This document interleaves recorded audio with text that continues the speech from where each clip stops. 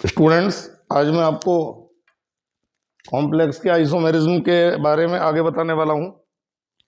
और कॉम्प्लेक्स के आइसोमर्स मैंने आपको स्ट्रक्चरल आइसोमर्स पिछले वीडियो में बताए थे, और आज हम थोड़ा सा ज्योमेट्रिकल आइसोमर्स और ऑप्टिकल आइसोमर्स के बारे में देखेंगे। तो कोई भी कॉम्प्लेक्स में अगर 4 लिगेंड्स हैं and it is Ma4, M is the metal, A4 is the 4 ligands के मॉलिक्यूल्स हैं, तो इसमें ज्योमेट्रिकल आइसोमेरिज्म शो नहीं होगा।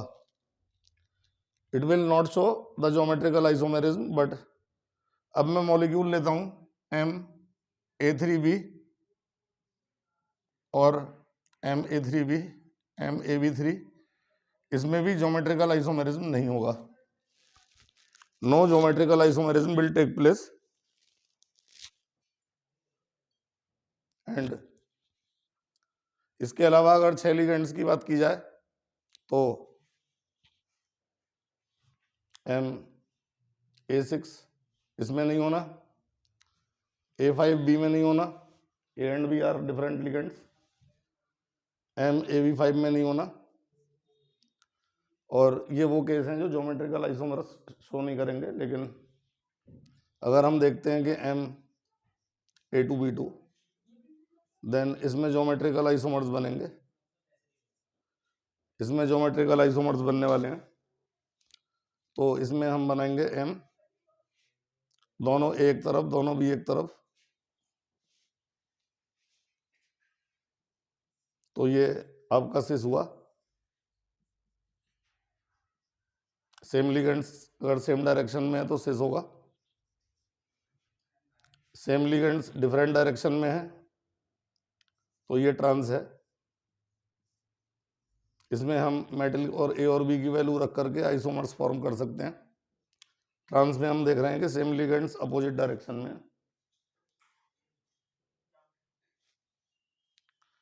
अब जैसे कि Zn NH3 का होल ट्वाइस Cl2 है, तो Zn दोनों NH3 एक तरफ, दोनों Cl एक तरफ, तो ये केस हमारा बना सिस, ये सिस है क्योंकि दोनों Cl सेम डायरेक्शन में, दोनों NH3 सेम डायरेक्शन में, then the isomer is cis. और अगर दोनों NH3 अपोजिट होंगे और दोनों Cl अपोजिट होंगे, then the isomer will be trans. तो ये आइसोमर कौन सा हुआ? ये ट्रांस हुआ। अब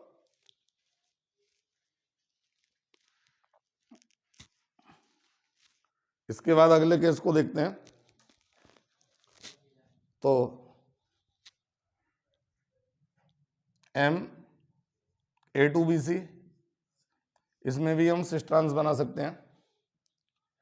तो Ma2bc ये सिस है हमारा, क्योंकि दोनों A एक तरफ हैं, same ligands are present in the same direction, A और A सेम डायरेक्शन में है तो सिस हो गया। और सेम लिगेंड अपोजिट डायरेक्शन में है तो ये ट्रांस हो गया, दिस इज ट्रांस। ये ट्रांस हुआ, ये सिस हुआ।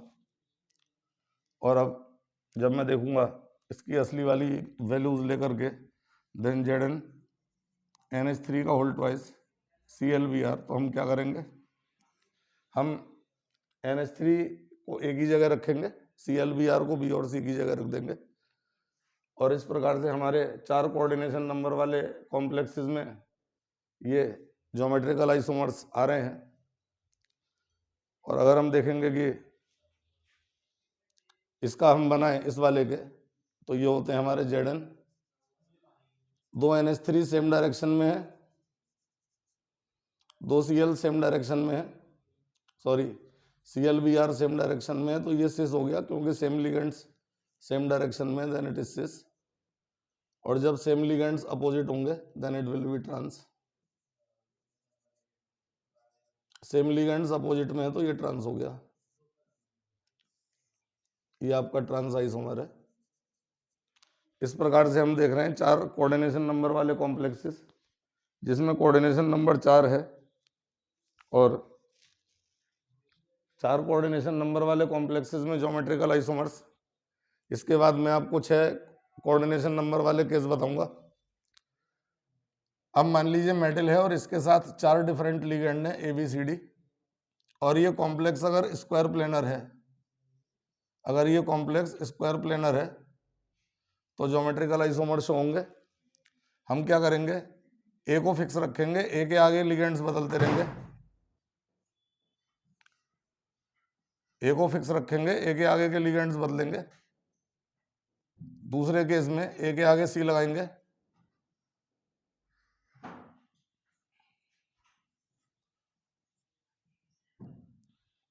और तीसरे केस में ए के आगे डी लगाएंगे।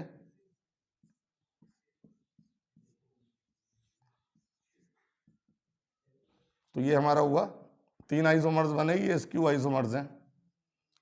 कौन से आइसोमर्स? Skew isomers. इसमें हम वैल्यूज रख सकते हैं जैसे कि Zn NH3 वाटर, Cl और Br 4 डिफरेंट लिगेंड हैं, और इसमें हम इसे M मानेंगे और इसे ABCD। इनकी वैल्यू पुट करके यहाँ पर 3 प्रकार के ज्योमेट्रिकल आइसोमर्स हम बना सकते हैं, और वो 3 प्रकार के आइसोमर्स हमारे स्क्यू आइसोमर्स होंगे। तो ये हमारे ज्योमेट्रिकल आइसोमर्स हैं with the coordination number 4 complex. और अपने अगले वीडियो में 6 कोऑर्डिनेशन नंबर वाले कॉम्प्लेक्सेस में मैं ज्योमेट्रिकल आइसोमर्स बताऊंगा। आप इन्हें रिवाइज कर सकते हैं और सभी प्रकार के केस आसानी से समझ में आएंगे। Thank you.